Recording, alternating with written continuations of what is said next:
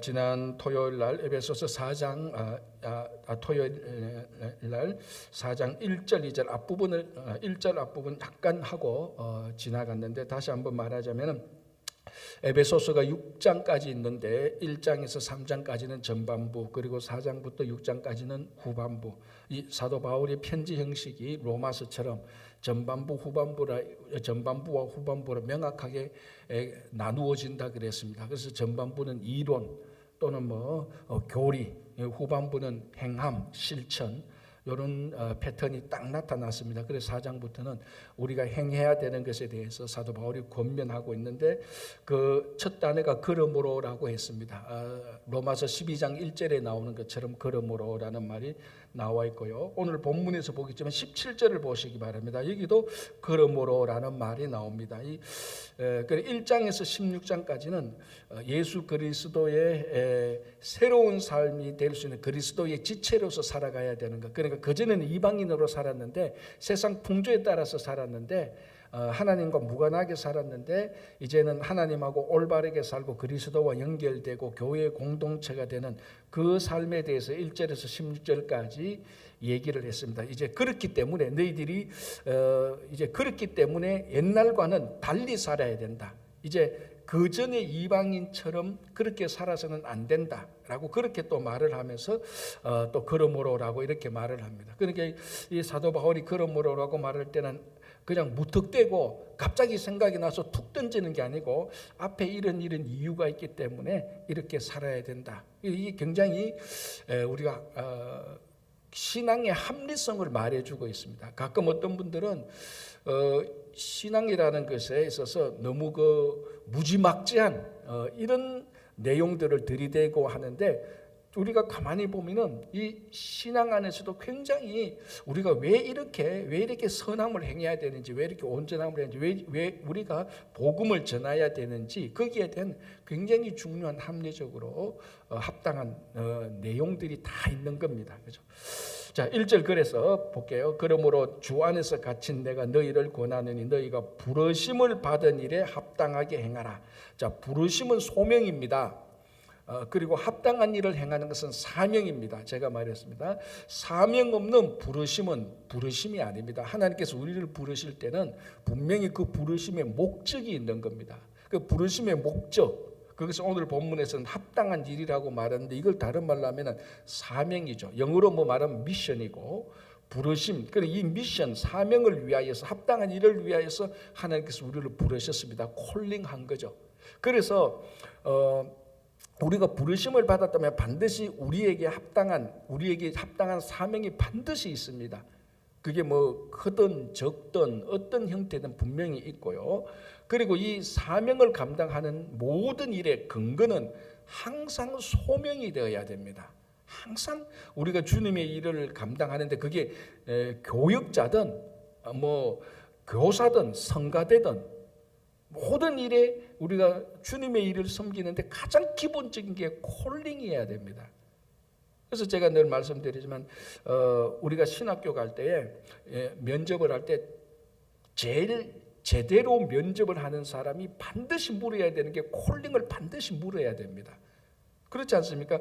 한 교회의 목사가 되어서 지도자가 되는 사람인데 그 사람에게 콜링이 없다?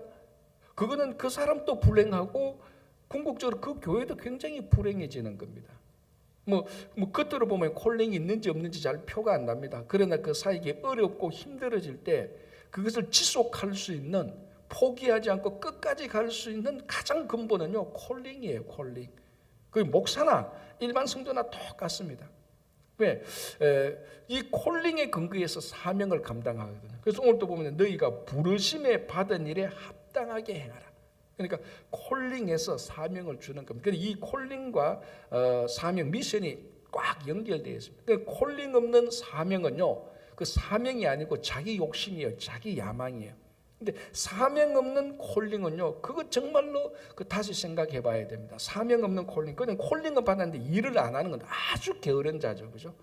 그래서 오늘 바울은 너희가 부르심에 받은 일에 콜링에 합당한 미션, 사명을 행하라. 자, 이제 그러면서 2절에 이 사명을 행하는데, 콜링에 합당한 미션을 행하는데 어떻게 행하라? 어떻게 행하는가에 대해서 얘기합니다. 어떻게 보면 우리 애티튜드, 태도라고 말을 하는 거죠. 자, 다른 말로 하면 신앙인데 2절 보시기 바랍니다. 모든 겸손과 온유로 하고 오래 참음으로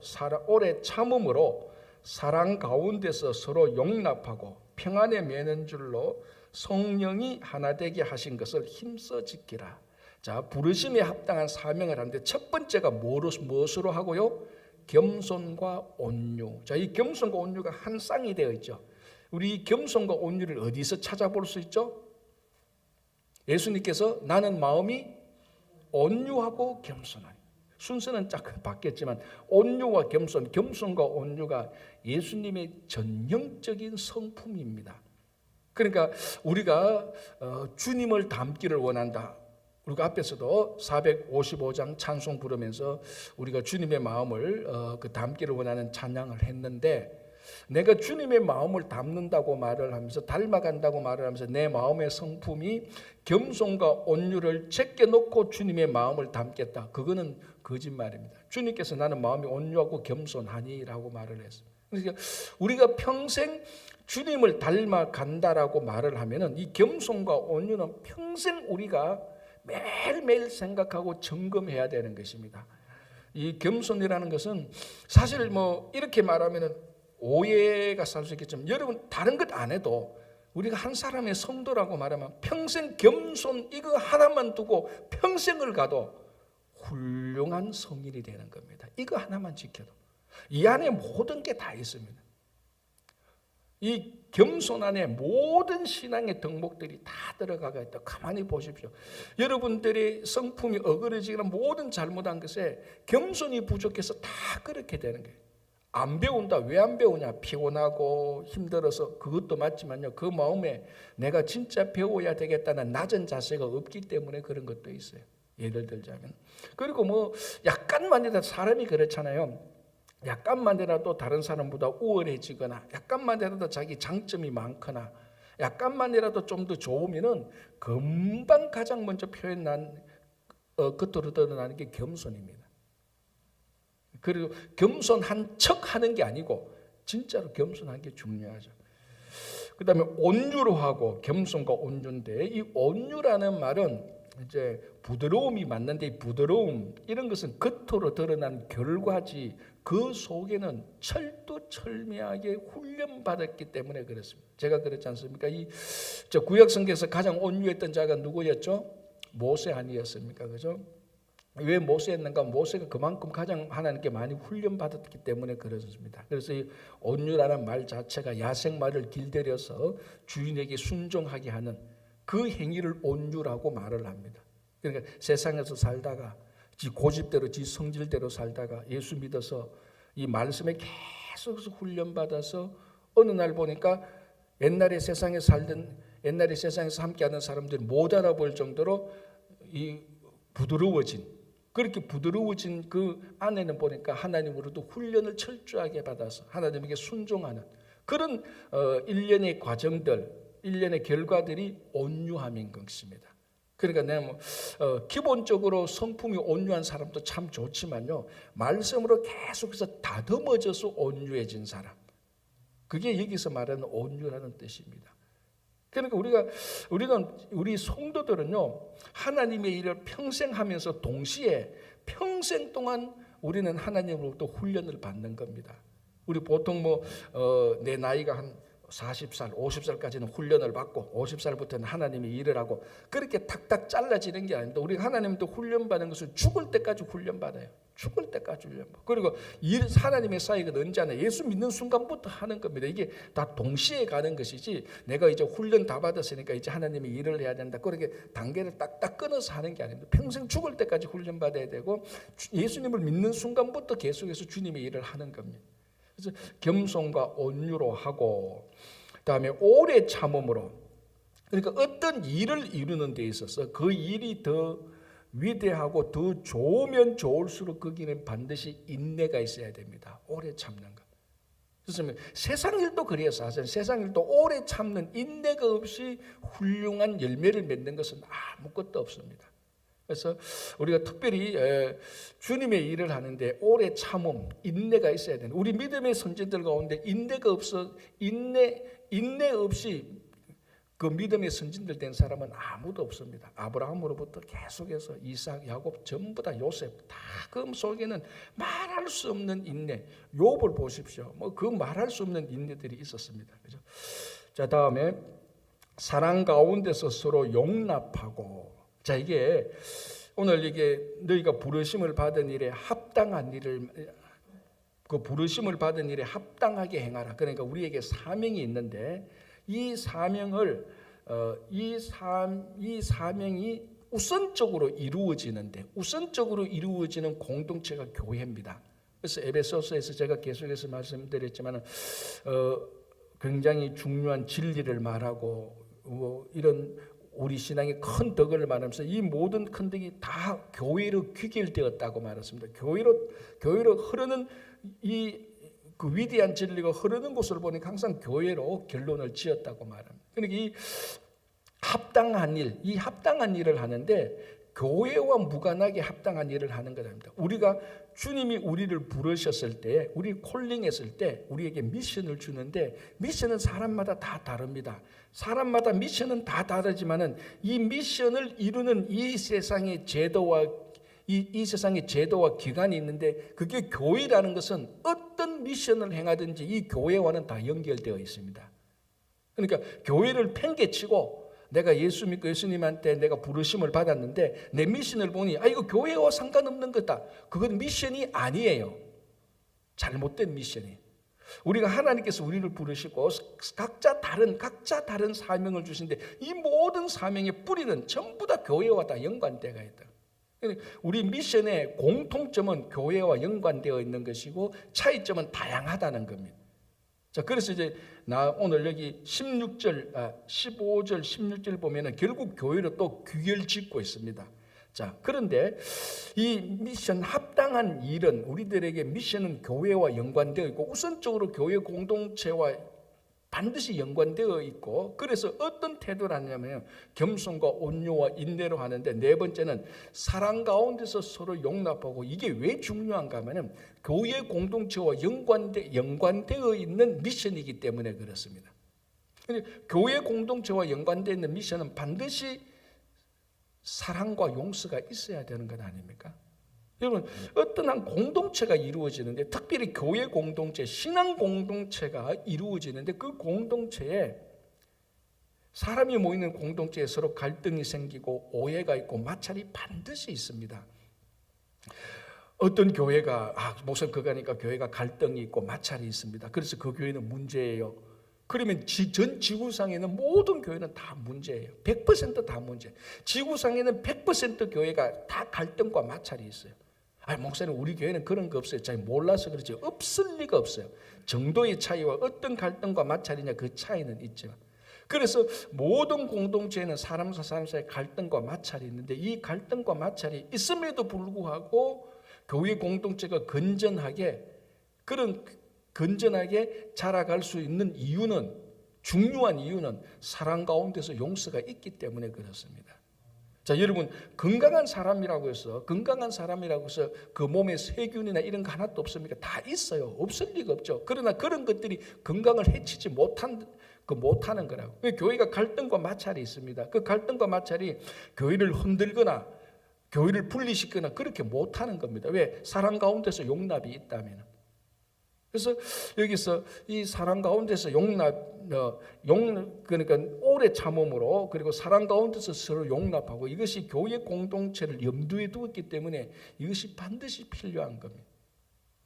다음에 평안에 매는 줄로 성령이 하나 되게 하신 것을 힘써 지키라. 자, 이제 하나됨이 나오는데 이제 그 다음에 보면은 여러 가지 오늘 이제 에베소서 4장을 보면은 교회의 다양성이 나오고 교회가 하나라는 게 나옵니다. 그러니까 이게 다양성 가운데서 통일성 우리가 뭐 이렇게 말을 하고 통일성 가운데서 뭐 다양성 이렇게 순서를 바꿔서 말하는데 어쨌거나 교회는 하나이지만은 교회는 굉장히 다양합니다.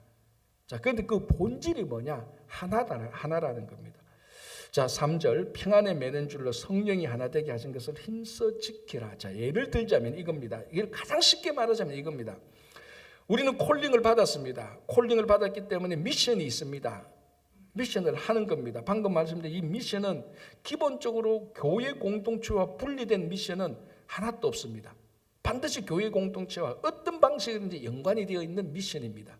우리가 자, 그러면은 우리의 미션이 교회 공동체와 연관이 되어 있는데 내가 미션을 하면서 이 하나님의 일을 하면서 교회를 분리시키거나 분열시킨다?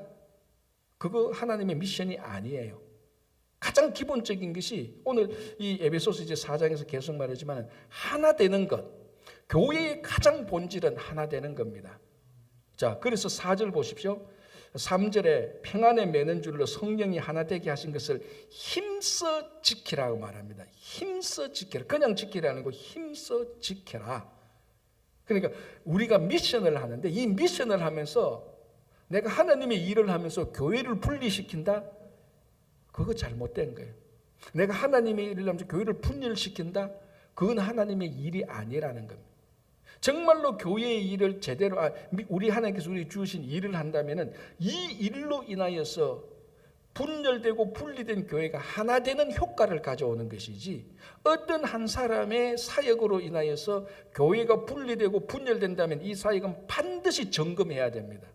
이 지금 제대로 사역이 제대로겠는지 보면 뭐 예를 들자면은 이 사람이 하는 일에 사람들이 모이고 막 그 사람들이 좋아하는데 이 일로 인하여서 어떤 교회나 아니면 어떤 다른 교회 공동체가 분열되고 분리된다 그러면 이건 다시 점검을 해봐야 됩니다. 이게 진짜 건전한 것이 진짜 이게 콜링에만 합당한 미션인지 굉장히 중요한 겁니다.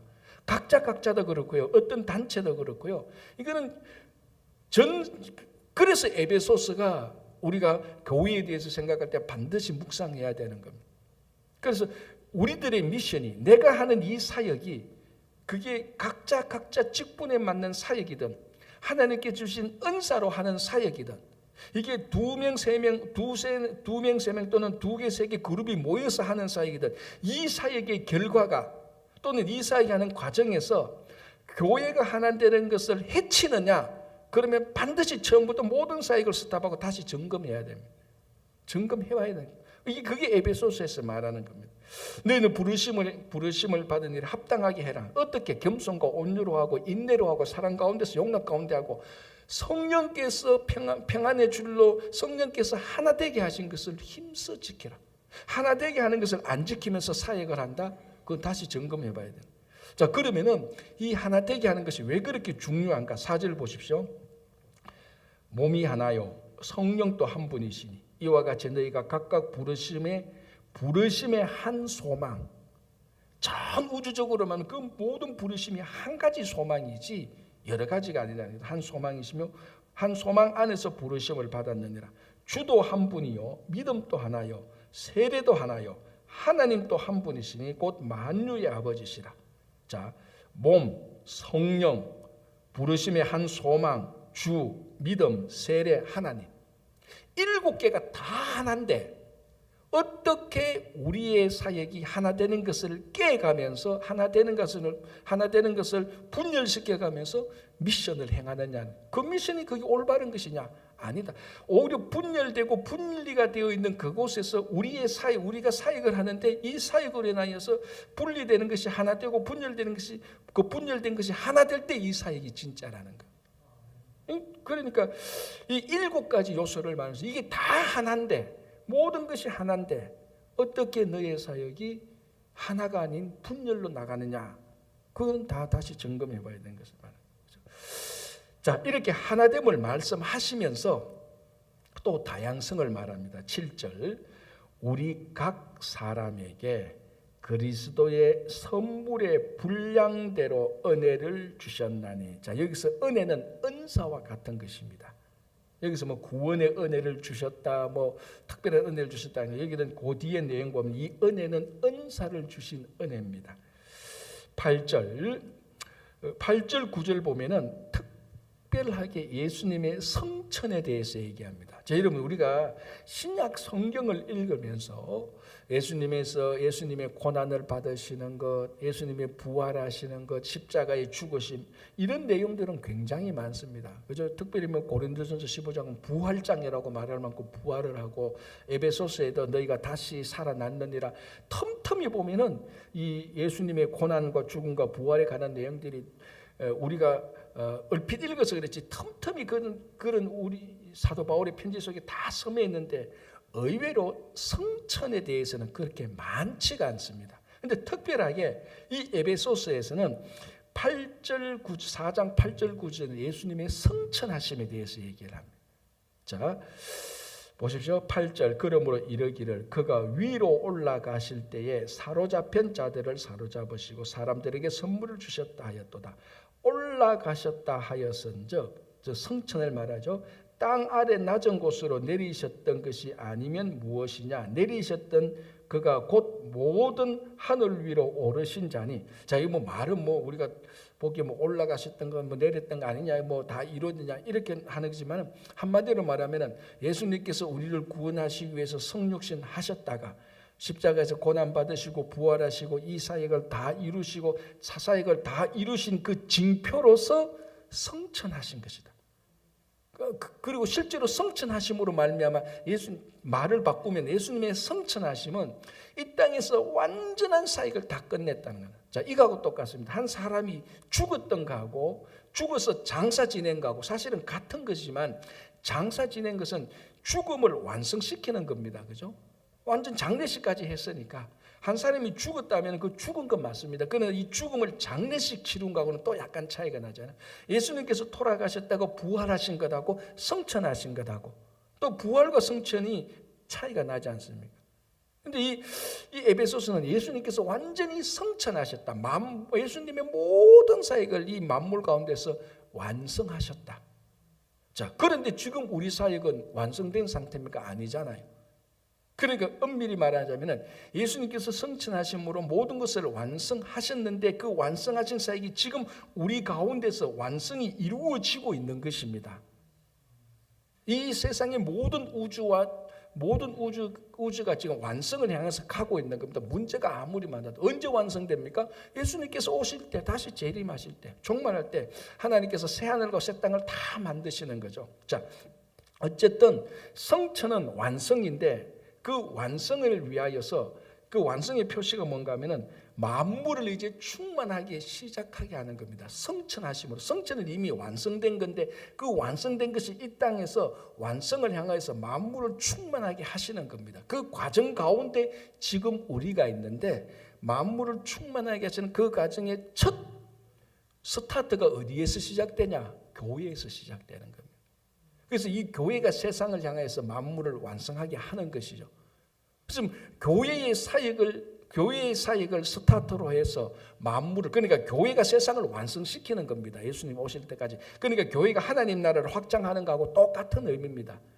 자, 그러면은 교회가 하나님의 나라를 확장하게 하려면 교회가 하나님의 나라의 사역을 해야 됩니다. 하나님의 사역을 하려면 하나님의 사역을 행할 수 있는 능력이 있어야 되죠. 그 능력이 뭐냐? 은사죠. 자, 지난 주일날 설교했던 내용하고 같이 겹치는 부분이에요. 자, 그러면서 11절 보시기 바랍니다.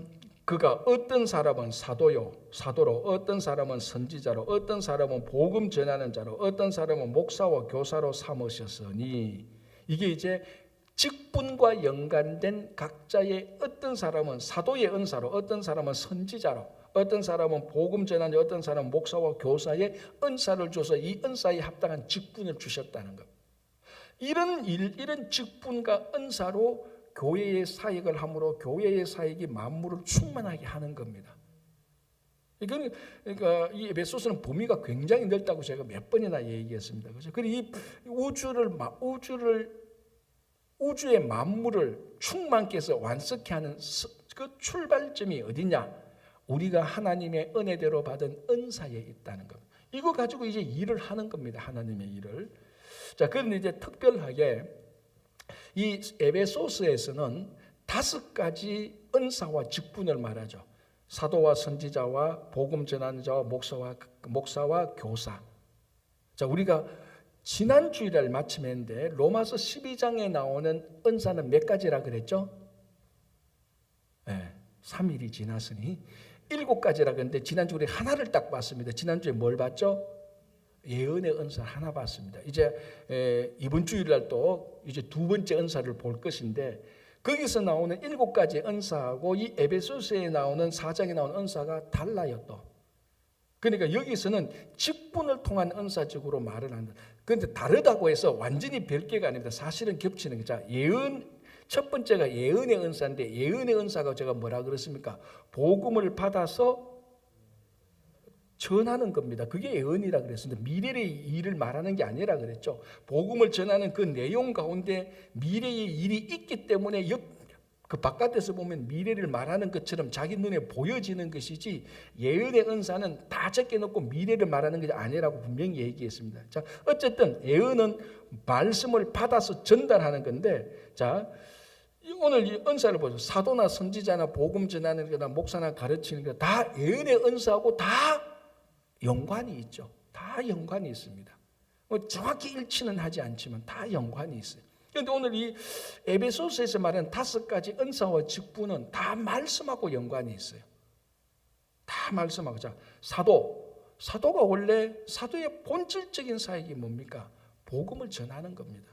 선지자 하나님의 말씀을 받들고 전하는 것 아닙니까? 그리고 글자 그대로 복음 전하는 자, 목사와 교사 다 말씀을 전하고 가르치는 사람이에요. 특별히 에베소서에서는 요 5가지 말씀과 관련된 은사와 직분만 했어요.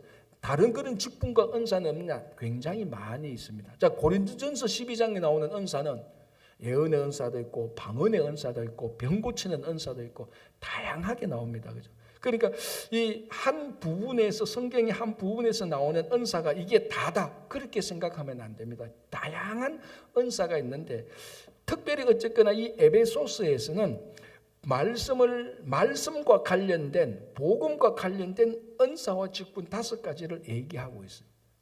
자, 왜 이것을 얘기했을까라는 것은 이제 본문에서 뭐 그 이유는 설명하지 않는데 이게 아까 말했지만 교회 공동체와 연관된다고 말했습니다. 그러면 교회 공동체를 세우고 교회 공동체를 유지하는 데 있어서 가장 본질적인 것 가운데 하나가 말씀입니다. 이 말씀이 없는 교회는요, 교회가 아니에요. 그래서 은사 가운데서 첫 번째 은사가 예언이었고 여기도 5가지 은사와 직분, 이 은사와 관련된 직분을 하는데 전부 다가 말씀과 연관된 겁니다. 그래서 12절 보십시오. 이는 성도를 온전하게 하여 봉사의 일을 하게 하여 그리스도의 몸이 뭡니까? 교회를 세우려 하심이라. 교회를 세우면서 만물을 충만하게 하는데 교회를 세우려고 하는데 이 5가지 은사와 직분이 꼭 필요하다. 이 직분이 뭐냐? 전부 다 차이는 좀 있지만 말씀을 전하는 것, 말씀과 함께 연관이 있는 것이다 라고 얘기를 합니다.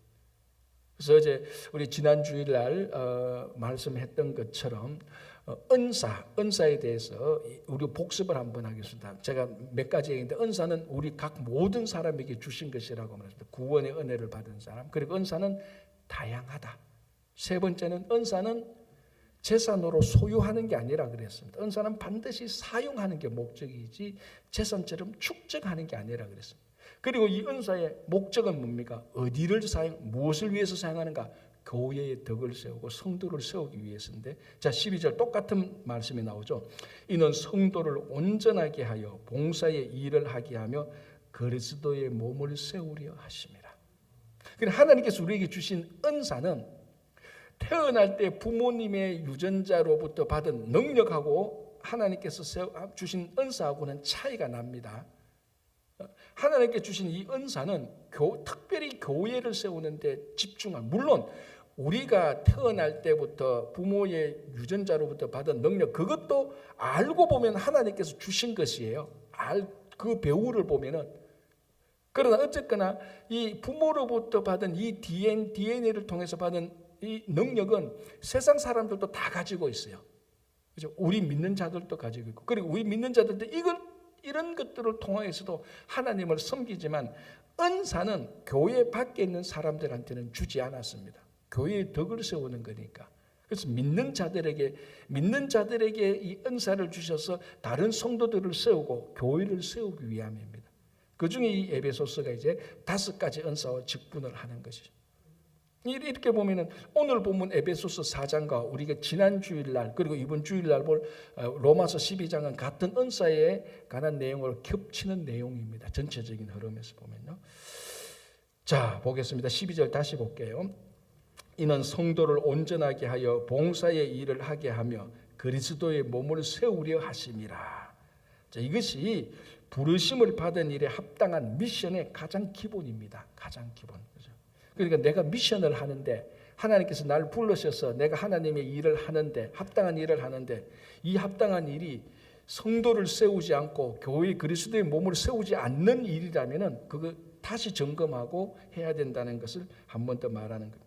13절 우리가 다 하나님의 아들을 믿는 것과 아는 일에 하나가 되어 또 하나가 된단 말이죠. 믿는 것과 아는 것이 하나 되어야 됩니다. 이게 다르면 안 돼요.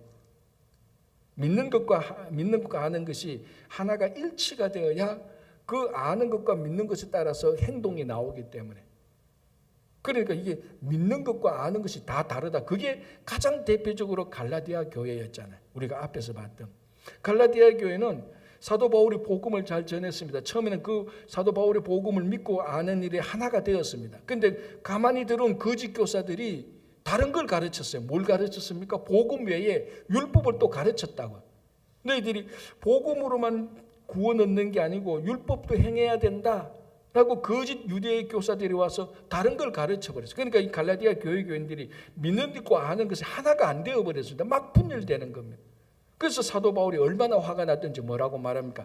내가 전한 복음 외에 다른 복음을 전하는 자는 전부 다 저주를 받을지어다. 바울이 막 격정적으로 화가 나요. 성도가 할 수 있는 가장 마지막으로 하는 나쁜 말이 뭡니까? 저주하는 거 아닙니까? 그까지 바울이 갔다. 왜? 아는 것과 믿는 것과 아는 것이 하나가 되지 않고 분열시켜 버리니까.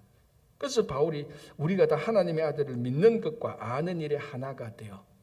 그래서 제가 가끔 교회에서 제가 교회 소식을 할 때 가끔 제가 이런 광고를 했습니다. 최근에는 안 했는데 여러분들 교회 외에 밖에서 성경 공부를 하거나 어떤 신앙의 훈련 받을 어떤 좋은 프로그램이 있으면요. 거기에 참여하기 전에 저한테 반드시 얘기를 하셔야 돼요. 목사님 이런 프로그램이 있는데 된 게 굉장히 좋은 건데 제가 그거 가도 될까요? 제가 보고 이단적이 아닌 거면 저는 무조건 가라고 무조건이 아니고 좋은 프로그램 제가 가라고 합니다. 왜? 우리 교회에서 다 하지 못하는 훈련들을 교회 밖에 다른 좋은 단체에서 해주는 거 얼마나 고마워요. 저는 그렇게 꽉 막힌 사람은 아닙니다. 저 분명히 확신합니다. 좋은 프로그램 있으면 집사님 가시면 좋겠습니다. 잘 훈련 받아가지고 정말 좋은 것들은 잘 훈련 받아가지고 우리 교회에서 좀 가르쳐 주십시오. 제가 그렇게 얘기를 하는 사람이에요. 그런데 이런 얘기 하나도 없이 다른 데 가서 성경 공부하고 왔는데 어떨 때는 어떤 단체들은 정말로 믿는 것과 아는 것에 교회 하나 되게 하는 게 아니에요. 분열시키는 그런 교리를 가르치는 데가 많다고요. 그런데 저는 딱 보면은 대략은 한 90% 납니다. 보면은 강사 보고 어디서 주최하는지, 어디서 주최하고 어디 주관하는 강사가 무엇인지 내용 보면은 이거 좀 기다려야 되겠다. 내가 한번 더 알아볼게요. 아니면 딱 보면 이거 아주 좋은 거예요. 가서 잘 받아오세요. 저 그렇게 얘기하는 그 목적이 뭡니까?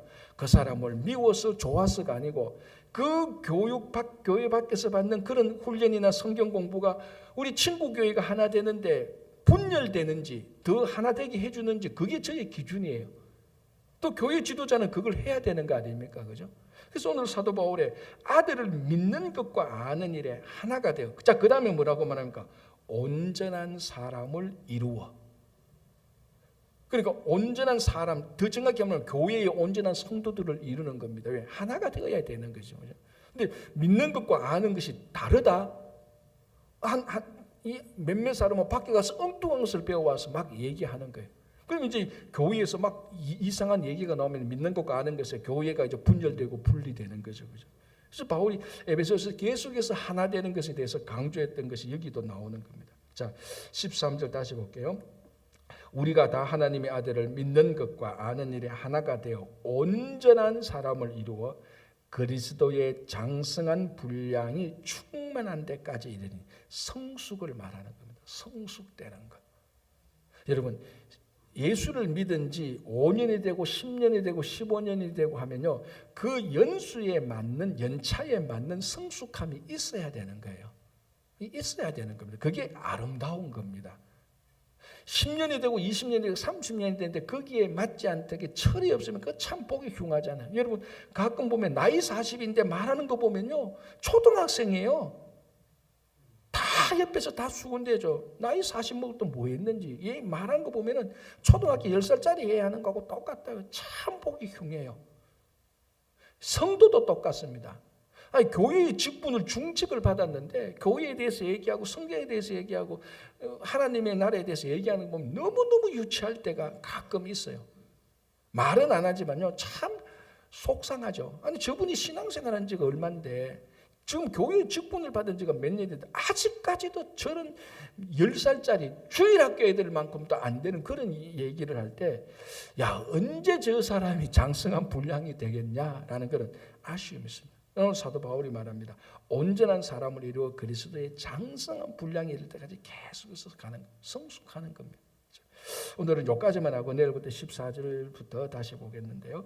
어쨌거나 교회는 하나면서 하나 되는 미션, 그리고 교회 안에 은사는 다양한 것 잘 지켜서 우리가 늘 성숙한 성도와 성숙한 교회가 되기를 바랍니다. 기도하겠습니다. 하나님 아버지 감사합니다. 오늘도 우리에게 귀한 하루를 주시고 이 아침에 이른 아침에 나와서 에베소서 말씀을 통하여서 만물을 충만케 하시는 하나님의 그 거룩한 사역에 저희들을 동참시켜 주시니 감사합니다.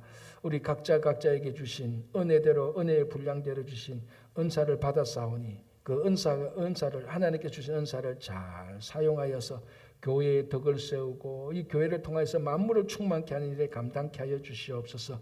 주님, 우리 가운데 몸이 연약한 또 병상에 있는 환우들이 있습니다. 오늘도 이 시간에 주님께서 그들을 친히 찾아가셔서 머리끝에서 발끝까지 치유하는 치유의 빛으로 그들을 회복시켜 주시고 낫게 하여 주시옵소서. 우리 자녀들 그리고 어르신들 다 살펴주시고 교회 구석구석에서 이름 없이 빛도 없이 섬기는 모든 손길들 주님께서는 밝히 알고 계시오니 주님께서 그들을 늘 칭찬하여 주시옵소서. 오늘도 이 아침에 우리가 올려드리는 모든 기도를 들어서 응답해 주실 줄 믿으며 예수님의 이름으로 기도하옵나이다.